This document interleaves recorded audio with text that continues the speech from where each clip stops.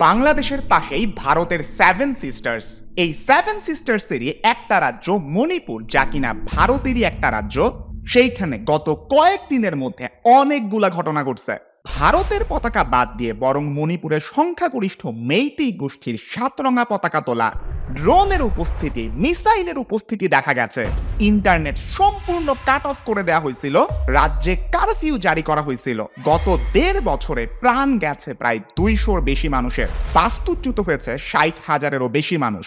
আপনি বলতে পারেন এই রাজ্যটাতে কাইন্ড অফ একটা গৃহ শুরু হয়ে গেছে। অ্যাকচুয়ালি বাংলাদেশের কাছাকাছি ভারতের মণিপুরে এখন আসলে হইতেছেটা কি, এইটার সাথে পূর্ববর্তী ইতিহাসের আসলে কি সম্পর্ক, আর মণিপুর রাজ্যের এই পুরা ঘটনায় ভারতের কেন্দ্রীয় সরকার অর্থাৎ নরেন্দ্র মোদীর সরকারের আসলে ভূমিকাটা কি, এই পুরো ব্যাপারটি নিয়েই আমি আজকের এই ভিডিওতে আলোচনা করব। তো চলুন শুরু করা যাক। আপনাদেরকে প্রথমে জানতে হবে মণিপুর জায়গাটা আসলে কিরকম। আগেই তো বলছি এটা সেভেন সিস্টার্স এ অন্তর্ভুক্ত একটা এলাকা, এন্ড মণিপুরের বেশিরভাগটাই হইতেছে পাহাড়ি এলাকা, অনেক বেশি উঁচু উঁচু পাহাড়। এই কারণে এই রাজ্যটাকে দুইটা রিজিয়ন বা এলাকায় ভাগ করা যায়, একটা হইতেছে হিল আর একটা হচ্ছে ভ্যালি। মণিপুর রাজ্যের প্রায় 90% এলাকা হইতেছে পাহাড়ি এলাকা, আর রাজ্যের ঠিক মাঝ বরাবর প্রায় 10% এলাকা জুড়ে আছে সেই উপত্যকা বা ভ্যালি। একটা জিনিস এখানে ইম্পর্টেন্ট, মণিপুরের ঠিক পাশেই মায়ানমারের সাথে কিন্তু মণিপুরের একটা বর্ডার আছে, সীমানা আছে। এইটা মণিপুরের কনফ্লিক্টটা বোঝার জন্য খুবই ইম্পর্টেন্ট। মূলত 3 ধরনের জাতিগোষ্ঠীর মানুষ এখানে বাস করে। এদের মধ্যে সংখ্যাগরিষ্ঠ অর্থাৎ বেশি পরিমাণে বাস করে প্রায় 2/3 মানুষই হইতেছে মেইতেই জনগোষ্ঠীর মানুষ। এরা মূলত থাকে ভ্যালি এরিয়াতে, অর্থাৎ যে এরিয়াটা পাহাড়ি না, ওটা ভ্যালি উপত্যকা, যার নাম হইতেছে ইম্ফল ভ্যালি। এছাড়াও আরো 2টা জনগোষ্ঠী আছে, একটা হচ্ছে কুকি জনগোষ্ঠী আর একটা হচ্ছে নাগা জনগোষ্ঠী। এরা বেশিরভাগই বাস করে পাহাড়ি এলাকায়। কাহিনীটা চলতেছে মূলত এই মেইতেই জনগোষ্ঠী এবং কুকি জনগোষ্ঠীর মধ্যে। এইখানে বইলা রাখা ভালো, মেইতেইদের বেশিরভাগই হইতেছে হিন্দু আর কুকিদের বেশিরভাগই হইতেছে খ্রিস্টান জনগোষ্ঠী। এইবার চলেন আসি আসল কাহিনীটাতে। 2023 সালের এপ্রিলে মণিপুর হাইকোর্ট মণিপুরের রাজ্য সরকারকে একটা অর্ডার ইস্যু করে। এই অর্ডারটাতে বলা হয়, আপনাদেরকে একটু আগে যে মেইতেই জনগোষ্ঠীর কথা বললাম, এই মেইতেইদেরকে শিডিউলড ট্রাইব এসটি বা এক কথায় বলতে গেলে আদিবাসী স্ট্যাটাসটা দেয়া যায় কিনা সেইটা একটু খতিয়ে দেখতে। এখন মেইতেইদেরকে এই স্ট্যাটাস কেন দেওয়া হবে, এইটা নিয়ে কুকি জনগোষ্ঠী খেপছে। এখান থেকেই পরবর্তীতে মে মাসের 3 তারিখ থেকে শুরু হয়ে যায় মেইতেই আর কুকি জনগোষ্ঠীর মধ্যে গ্যাঞ্জাম। মেইতেই কুকি 2 জনগোষ্ঠীরই অনেক মানুষ মারা যায়। যদিও হাইকোর্ট কিন্তু শুধু একটা খতিয়ে দেখতে বলছিল, এই জিনিসটা করা যায় কিনা এইটা বলছিল। মেইতেইদেরকে যদি এসটি স্ট্যাটাস পাইতেই হইতো তাহলে আরো অনেক লম্বা একটা পথ ওদের অতিক্রম করতে হইতো। মানে আজকে বললাম কালকেই ওদের আদিবাসী স্ট্যাটাস আইসা পড়বে, ব্যাপারটা ওইরকম না। কিন্তু হাইকোর্টের এই আদেশটাই আগুন ধরানোর জন্য যথেষ্ট ছিল। এখন আপনাদের প্রশ্ন হইতে পারে, এই শিডিউল ট্রাইব বা এসটি জিনিসটা আসলে কি, এটার পিছনের কাহিনী কি, এইটার জন্য কুকি জনগোষ্ঠী এত খেপলো কেন? দেখেন, মণিপুরের কুকি নাগা এই 2টা জনগোষ্ঠীকে আদিবাসী জনগোষ্ঠী হিসেবে স্বীকৃতি দেওয়া হয়, কিন্তু মেইতেই জনগোষ্ঠীটাকে আদিবাসী বা শিডিউল ট্রাইব এসটি হিসেবে মানা হয় না। এখন কুকি আর নাগা জনগোষ্ঠীর মানুষরা কেন চায় না মেইতেইরা এই স্ট্যাটাসটা পাক? কারণ আদিবাসী স্ট্যাটাস পাওয়ার কারণে কুকি এবং নাগার মতন জনগোষ্ঠী, যারা পিছায়া পড়া জনগোষ্ঠী, ওরা তো কোটার বেসিসে একটা সুযোগ সুবিধা পাইতেছে। এখন এর মধ্যে কুকিরাও যদি ইনক্লুডেড হয় তাহলে ওদের সুযোগ সুবিধার মধ্যে কম্পিটিশনটা বাইরে যাবে। আবার কুকি জনগোষ্ঠীর কথা হইল, ভাই মেইতেই তোমরা তো হচ্ছে এমনিতেই সংখ্যাগরিষ্ঠ, পুরা মণিপুরের 2/3 তোমাদেরই জনগোষ্ঠী। মণিপুর স্টেটের 60 জন এমএলএ এর মধ্যে 40 জন এমএলএ মেইতেইদের থেকেই নেওয়া হয়েছে। তোমাদের আবার কিসের কোটা মোটা লাগবে, তোমাদের এত কিসের চাহিদা? তাছাড়া কুকিদের ভয় হইতেছে মেইতেইরা এখন তো থাকে ভ্যালিতে, ওরা তো পাহাড়ে আধিপত্য বিস্তার করে নাই। যদি এই এসটি স্ট্যাটাসটা পাওয়া যায় তাহলে মেইতেইরা হয়তো পাহাড়েও জমি ওন করা শুরু করবে, জমি দখল করা শুরু করবে। এইটা হইল কুকিরা কেন বিরোধিতা করতেছে মেইতেইদের এসটি স্ট্যাটাস পাওয়ার বিরুদ্ধে, এর ব্যাখ্যা। এখন মেইতেইরা কেন এই স্ট্যাটাসটা পাইতে চায়, ওরা অনেক বছর ধরেই এই চেষ্টাটা করে আসতেছে। কারণ তাদের মতে বাংলাদেশ আর মায়ানমার থেকে অনেক অবৈধ ইমিগ্রেন্ট মণিপুরে চলে আসে এবং এটা প্রতি বছর হয়, যার ফলে ওদেরকে অনেক সমস্যা পোহাইতে হয়। এই যে ওদের জনগোষ্ঠীর মধ্যে বাইরের জনগোষ্ঠী যারা ইলিগাল ইমিগ্রেন্ট, ওদের একটা মিক্সিং ঘটতেছে, এতে করে মেইতেইরা আসলে ভয় পায় ওদের নিজস্ব সংস্কৃতি না আবার হারায়া যায়। ওরা যে ভ্যালিতে থাকে সেটা ডেমোগ্রাফি সংরক্ষণের প্রয়োজনীয়তা ওরা অনুভব করে, এন্ড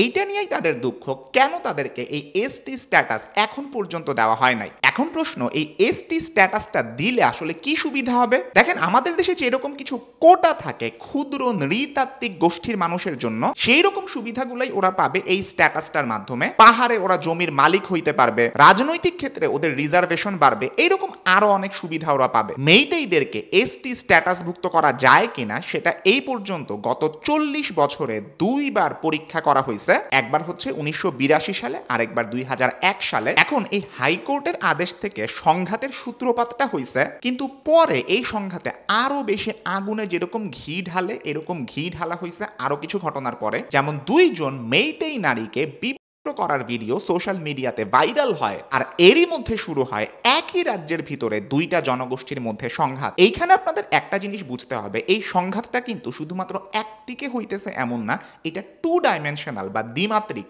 একদিকে মেইতেই জনগোষ্ঠী আর কুকি জনগোষ্ঠীর মধ্যে একটা সংঘাত হইতেছে যেটা সবার কাছে ক্লিয়ার। আরেকটা লড়াই হইতেছে ইন্ডিয়ার কেন্দ্রীয় সরকারের বিরুদ্ধে পুরা মণিপুর রাজ্যের। মেইতেই আর কুকিদের মধ্যে যে ফাইট হইতেছে, এইটার কিছু বেসিক কনসেপ্ট আপনাদেরকে অলরেডি দিছি। মাঝখানে কিছুদিন এই সংঘাত শান্ত ছিল, কিন্তু এই সেপ্টেম্বরে আবার গ্যাঞ্জামটা বেড়ে যায়। মণিপুর রাইফেলসের 2টা ব্যাটালিয়নের অস্ত্রাগার থেকে অস্ত্র লুট করার চেষ্টা করা হয়। আর রিসেন্ট ঘটনার মধ্যে অত্যন্ত আশ্চর্যজনক ঘটনা হচ্ছে ইম্ফল ভ্যালিতে ড্রোন আর রকেটের উপস্থিতি, যার ফলে 6 জন মানুষ প্রাণ হারায়। মেইতেইরা বলতেছে এই অ্যাটাকটা কুকিরা করছে। ড্রোনগুলা নাকি পাহাড়ি এলাকা থেকে এসে অ্যাটাক করছে। পাহাড়ে কারা থাকে? কুকিরা থাকে। কিন্তু কুকিরা আবার এটা স্বীকার করতে রাজি না। তাদের মতে এত দামি দামি ড্রোন রকেট এগুলা কেনার আর ইউজ করার সামর্থ্য তাদের নাই।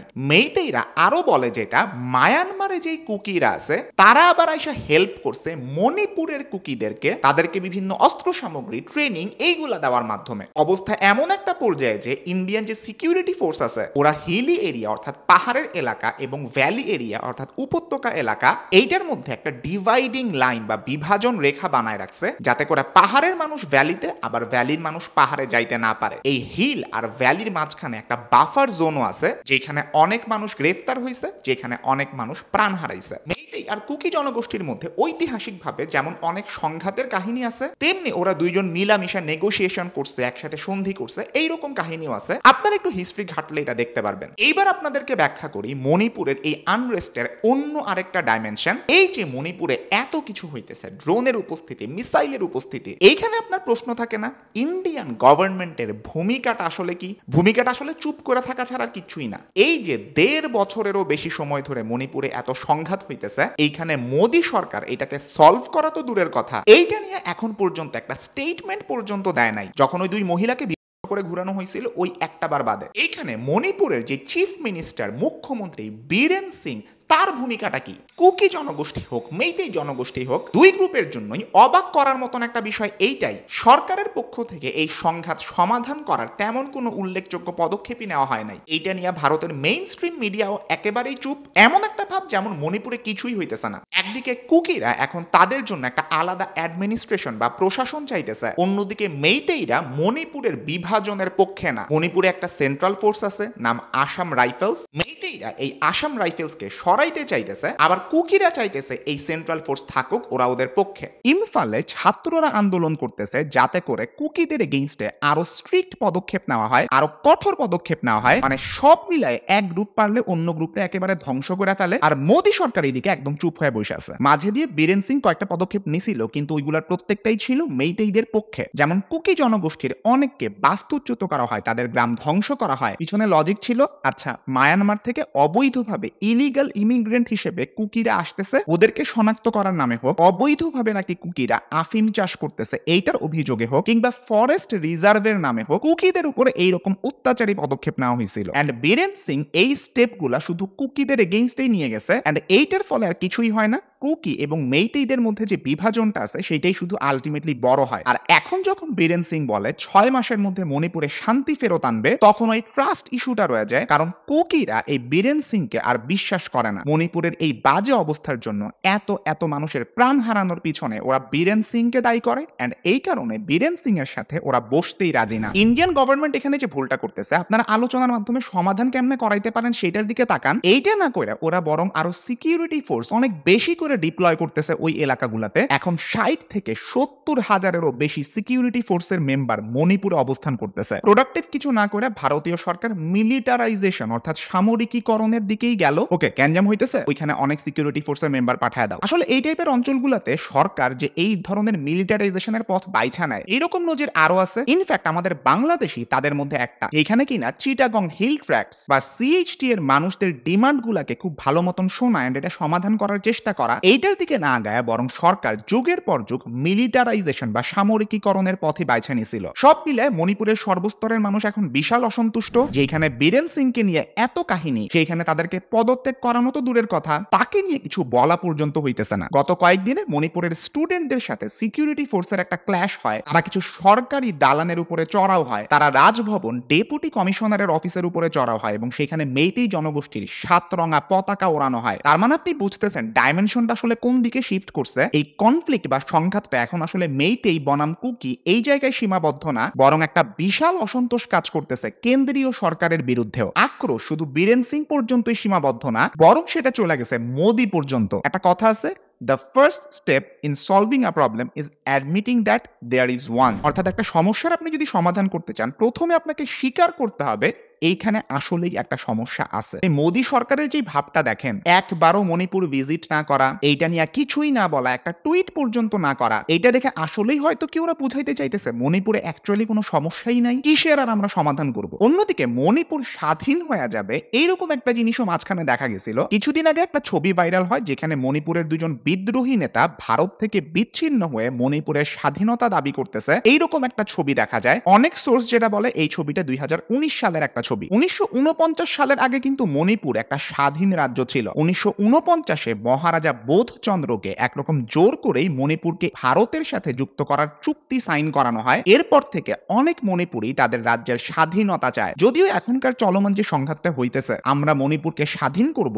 এই সেন্টিমেন্টটা মণিপুরের মানুষদের মধ্যে কতটা অ্যাক্টিভ এইটা নিয়ে অনেকেরই সন্দেহ আছে। তবে কেন্দ্রীয় সরকারের প্রতি ওদের যে একটা ক্ষোভ আছে, এটা দিনকে দিন আরো বেশি স্পষ্ট হয়ে উঠতেছে। একজন প্রসিদ্ধ হিউম্যান রাইটস অ্যাক্টিভিস্ট বীণা লক্ষ্মী নেপ্রামের মতে মণিপুর এখন তার ডার্কেস্ট পিরিয়ডের মধ্য দিয়ে যাইতেছে, সবচেয়ে অন্ধকার সময়ের মধ্য দিয়ে যাইতেছে। আর মণিপুরের এই অবস্থার পিছনে মোদি সরকারের যে ব্যর্থতা, এটা অনেকের মতেই মোদি সরকারের সবচেয়ে বড় ফেইলিওর হিসেবে দেখা হয়। আমি কিছুদিন আগে মায়ানমারের আরাকান রাজ্য স্বাধীন হইতে চায় কিনা এই ব্যাপারটা নিয়ে একটা ভিডিও করছিলাম। আপনাদের যদি মণিপুরের ভিডিওটা ভালো লেগে থাকে, মায়ানমারের আরাকানের যে ইতিহাসটা আছে এবং তাদের স্বাধীনতার যে ইতিহাসটা এবং তাদের অভ্যন্তরে এখন যে সংঘাত হইতেছে সেইটার বর্ণনাটা, এই পুরো কাহিনীগুলো আপনাদের কাছে ইন্টারেস্টিং মনে হইতে পারে, আপনারা ভিডিওটা দেখে আসতে পারেন। আর এই ধরনের ভিডিওগুলো যদি আপনার ভালো লাগে, আপনি এই চ্যানেলে সাবস্ক্রাইব করে রাখতে পারেন এবং পাশে থাকা বেল আইকনটা প্রেস করতে কখনোই ভুলবেন না। সবাই ভালো থাকবেন, সুস্থ থাকবেন, দেখা হবে ইনশাআল্লাহ পরবর্তী ভিডিওতে।